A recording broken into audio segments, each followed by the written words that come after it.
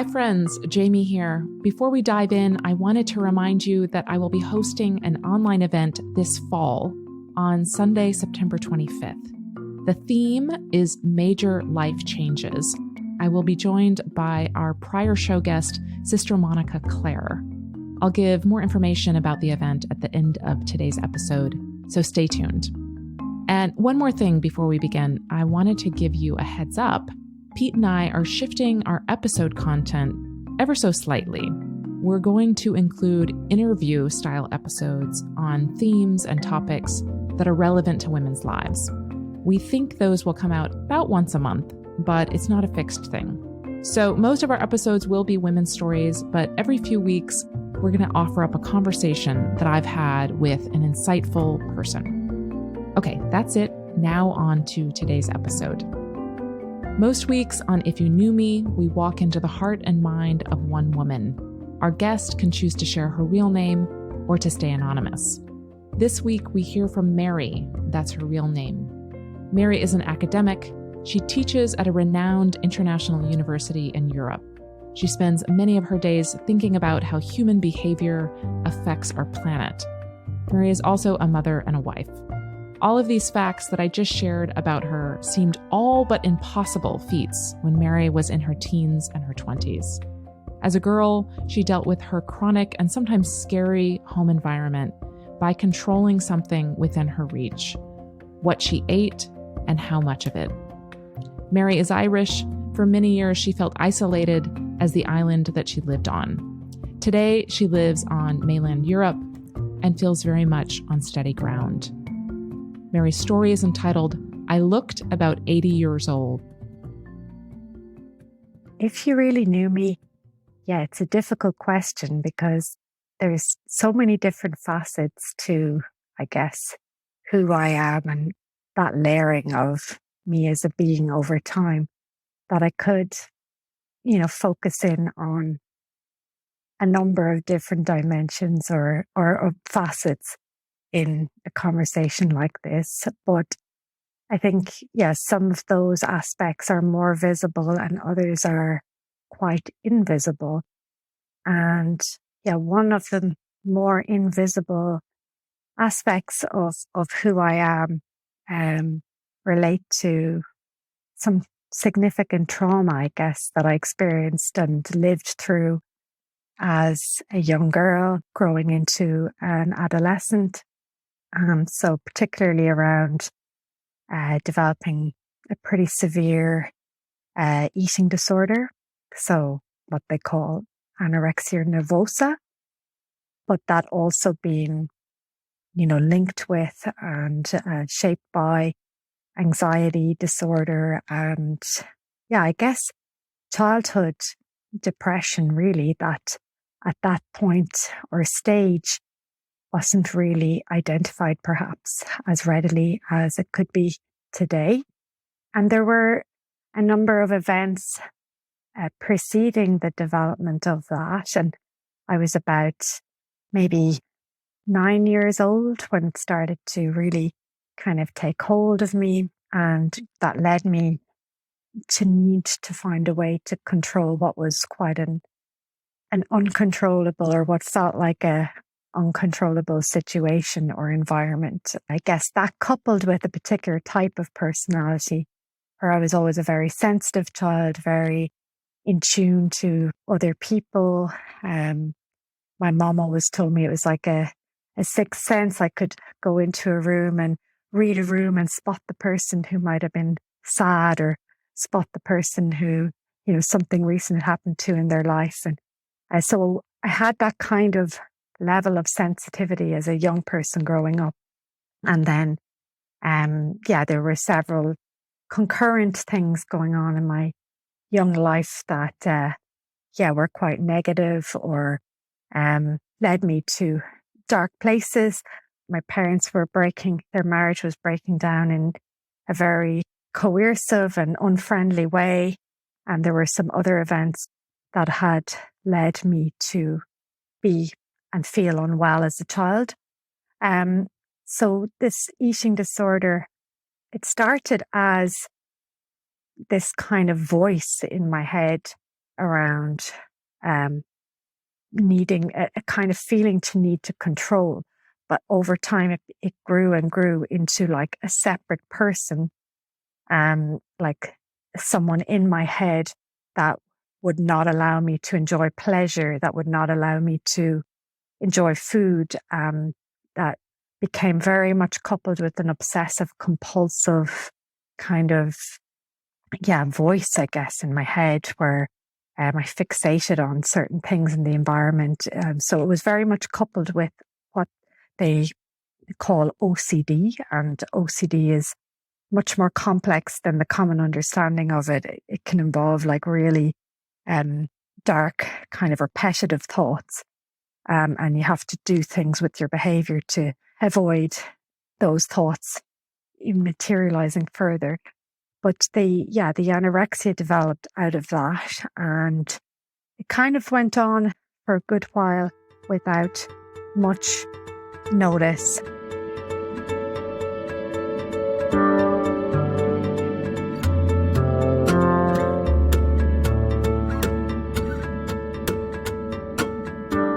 When I look back on that time, it's quite a blur.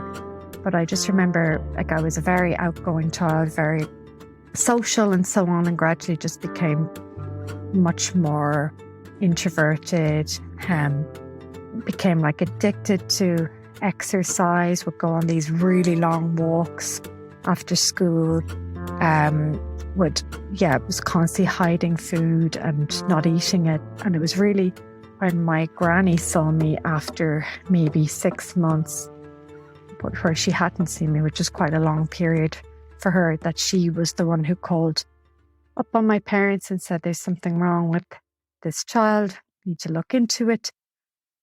All while my parents were going through a separation. And then I just remember my mum, I had just started secondary school and my name was called out on the intercom. Everybody was looking at me strangely. By this stage, I might have been like under 5 stone, at like 5'6" in height. It'd be about 30 kilograms, I guess, it'd be about 70 pounds maybe.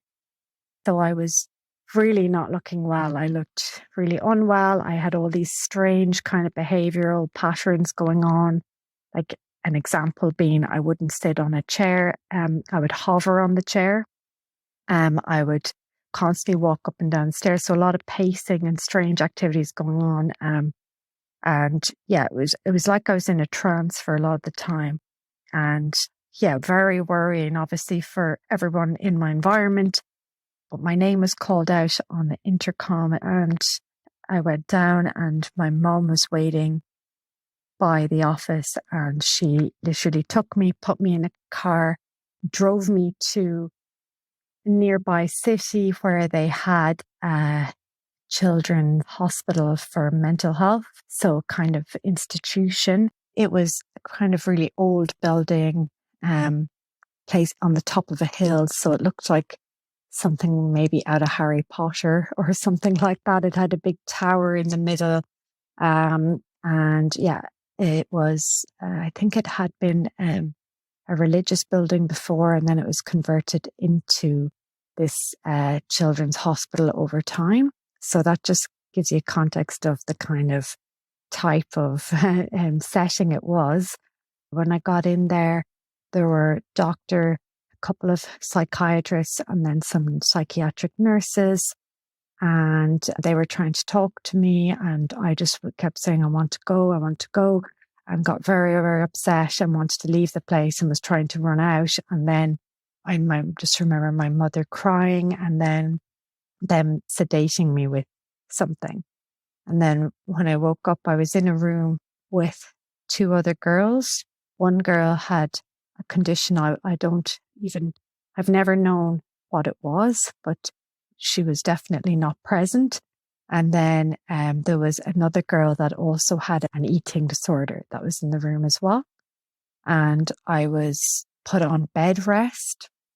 So if you were very low in weight, they would put you on bed rest. And your day was basically, you'd have these meals brought into you. You'd have somebody sit beside you and watch over you while you ate the meal. You'd be wanting to move, but you couldn't really move at all. People followed you to the toilet, watched you. It was like 24-hour watch. I ended up staying there for I think it was 5 months. And slowly they managed to work with me to get me towards a place where I went up to about maybe £100 and then I was allowed out when I reached this particular weight. And that was their kind of method. I remember coming out the first time thinking I'd never be back there again. And yeah, sure and behold, I was only out a few months and there was a lot of, I guess, negative stuff going on in my life. Everything I kind of knew and took for granted was kind of becoming undone. So in the end, I did stay there in and out for quite a number of years.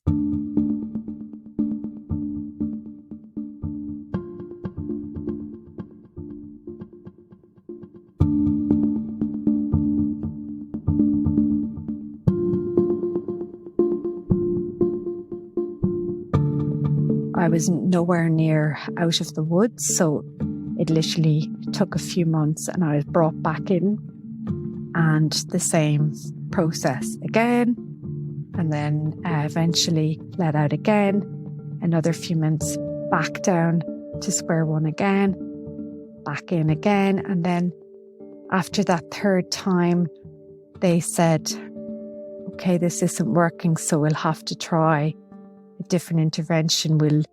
Won't bring her back into hospital and try and help her from afar.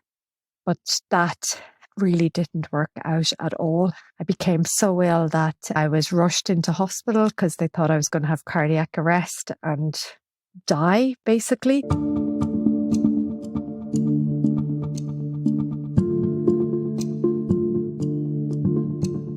And then after that point, my parents decided to bring me to a much more kind of national level hospital, like one of the main psychiatric hospitals in the country. I was in there in a kind of adolescent ward in a big adult psychiatric institution that was about a 3-hour drive from my parents' house. In the meantime, my parents had actually split up and my mom had moved my siblings to a different town. And back then where we lived, it wasn't usual for family breakdowns to happen and so on. It was just something that was becoming more normalized. So all of that was going on in the background.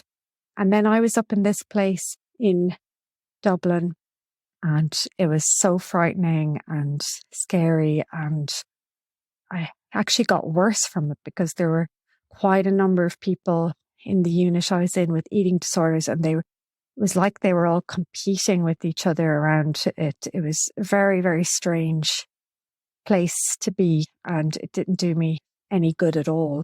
But as it turned out, my parents' insurance ran out, so I had to leave anyway, and then came back to our hometown, and the same thing was going on again and again.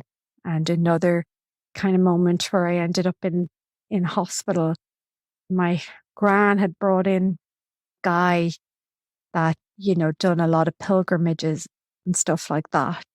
And she was bringing her older kind of religious friends in to try and see if they could help me at all, But I remember just being so lost and really me, the person that's me, who is trying to fight this disease, I guess. And it really was like having another person possessed in your body. And my gran used to call her Annie.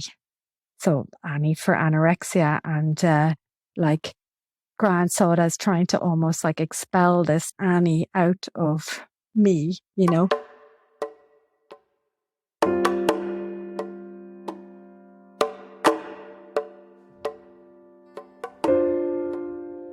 I remember, and after that, just getting up and going to the bathroom and just seeing my face. And I looked about 80 years old. I was so thin.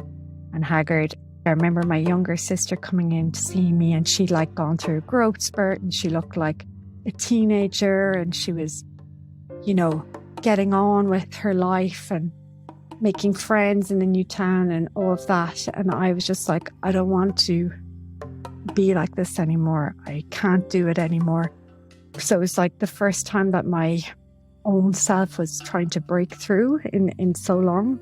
I really just wanted to get better. And now it was a long process after that, but that was kind of like a turning point, I guess, in that being told that I could have a cardiac arrest any moment. And yeah, like lots of things were happening to my body, like all the veins in my legs were like bursting and stuff. And my whole legs were just purple. So my body was just starving to death. It was starting to eat its own tissue, kind of. So it was not looking good at all. I just was like, I can't do this anymore. I don't want to die. And from that point on, I ended up going back into the children's hospital and working really hard with the nurses and the staff to get better. And yeah, it wasn't an easy road at all. It was a long road. All in all, from the first time I went into hospital to when I eventually left, it was about 4.5 years, but that was the in and out.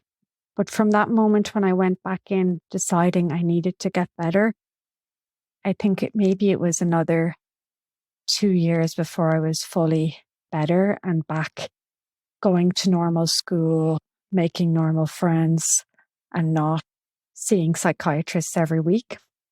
I was living in the hospital for quite a while, even until I gained the weight, obviously. And then the plan this time was that I would start school and still live in the hospital, but go to school from the hospital, and then eventually try and go to school from home.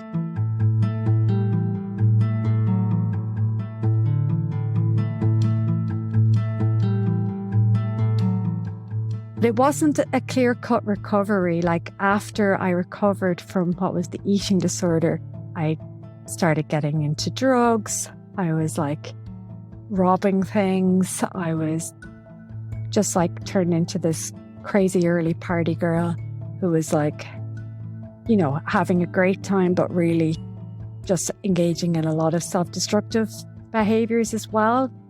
And that went on for quite a few years, really probably into my mid-20s, I guess.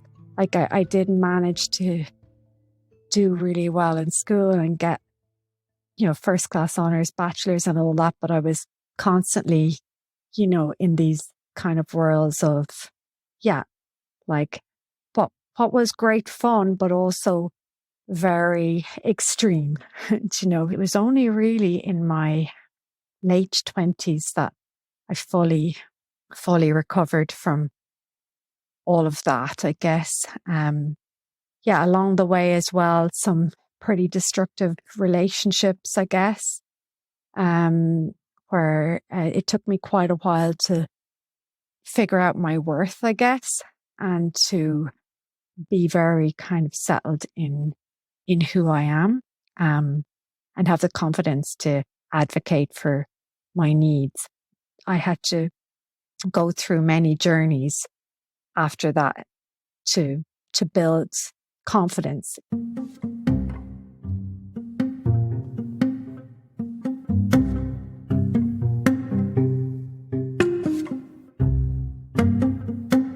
So there was an incident of, kind of sexual abuse that was a stranger, which is quite unusual. That my mother really noticed around that time that was the first time she saw me shift from what was a very outgoing, happy, engaged child to somebody more increasingly withdrawn and anxious. And it really manifested in a lot of kind of anxiety disorder that would have started around that time. And that was around the time of me being about 6 or 7. And it's only because my sister was the only person I told about that because the person who it happened with had told me if I told anybody about the incident that he would know and that bad things would happen to my family. So I was petrified, and I thought that this person could see everything I was doing. Like I thought he could see when I was going to the toilet. I thought he could see when I was talking with my family, and I developed real anxiety. And my sister shared a room with me, and she would see that I was awake looking at the window. And she told Mom, "Well, Mary's scared of the man. He's looking in the window."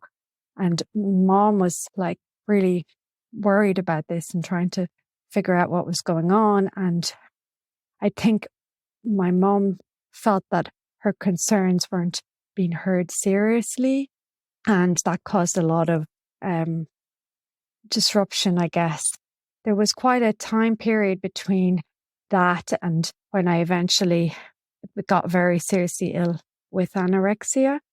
So maybe about 2.5 years, but it was slowly developing, I guess. I remember in the first meetings when they brought me in to the hospital with anorexia and them revealing they were going back to this incident and they were saying, "Do you remember this?" And my whole memory had blocked it out completely. It was really strange. And it took like some time for me to be able to engage with it and for me to be able to work out the connections, I guess. And I was still constantly afraid that there was always something watching me. And yeah, I was always afraid to go to the toilet, things like that. So there were definitely connections made between, the initial events preceding the illness that, were difficult, I think, for the people around me to understand and see. When I was getting more and more well, and that building of narrative that's so important to recovering, I guess, from trauma. I did a lot of work with different therapists around that. I still do work today. The narrative is always ongoing and making sense of it.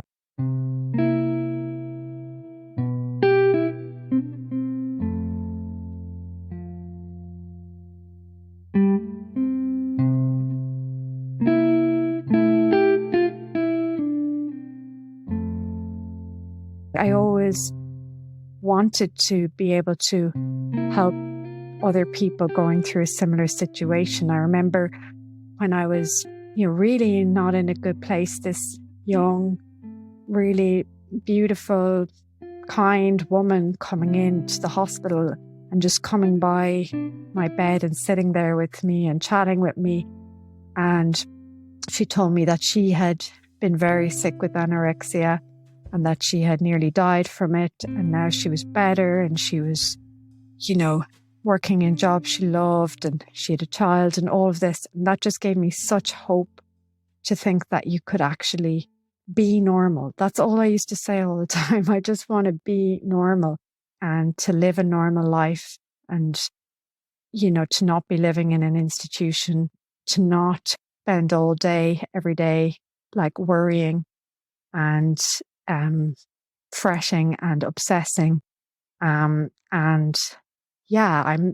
very lucky and happy to be able to say that I recovered, because a lot of people don't, and they continue to battle visible or invisible forms of eating disorder throughout their lives.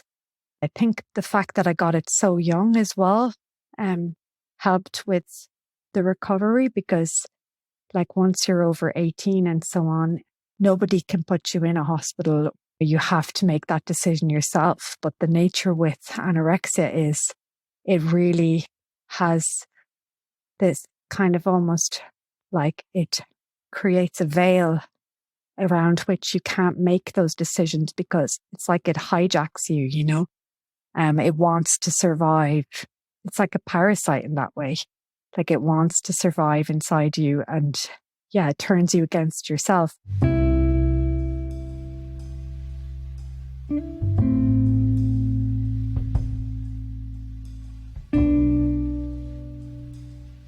today I'm very happy to be able to say I have a very normal relationship with food. Like I do, focus a lot on healthy eating and various aspects of that, but I absolutely allow myself many treats and don't feel bad about it. There is still an element of when I'm under stress, I need to be able to control my food, and I need to know that, like if I'm traveling and things like that, I always want to have the right food with me. So I would seem maybe a little bit fussy to some people, but I'm absolutely much like in a better place and more relaxed. I guess with my body, like I focus on living well and living healthy. Like I've taken a lot of drugs and alcohol and everything over the years as well. So I had to kind of move my way out of that as well. And I think the aim is to be balanced, to be healthy, to, live in a balanced way. And I think that, maybe for the last 10 years, I've been achieving that, which is for me a huge achievement and something I enjoy very much. I did end up going and training to be a yoga teacher when I was trying to, finish my PhD. And I found that experience really, really great for, just connecting with myself and my body and engaging in that practice regularly, which I do. So all part of a kind of broader effort to have a wellness approach, I guess, to my daily life, which involves balance. And that means not being restrictive, but seeing things abundantly. And that involves allowing yourself to enjoy food, to enjoy good food. I'm lucky in that my partner is a really good cook. So he's always trying out new vegan and vegetarian stuff. So so we really enjoy our food today. And I can happily say that.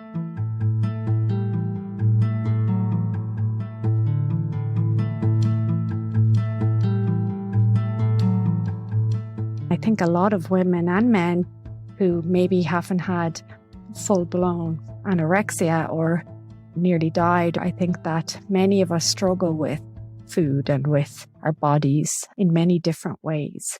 It's a way that we can have to control things, but that remembering that part of loving yourself is to have a balanced approach to that, but not to allow that critical voice to take over and to really interrupt your life. Thanks so much for listening to this week's episode. Mary is a mother, wife, and researcher. She and her husband truly enjoy making innovative vegan dishes. You can find a list of incredible resources related to anorexia, eating disorders, and healing on the If You Knew Me blog. Just find the link to our website in the show notes. As I shared at the top of the show, we will host a live online event on Sunday, September 25th, and we would love for you to join us. It will be our first event with a prior show guest.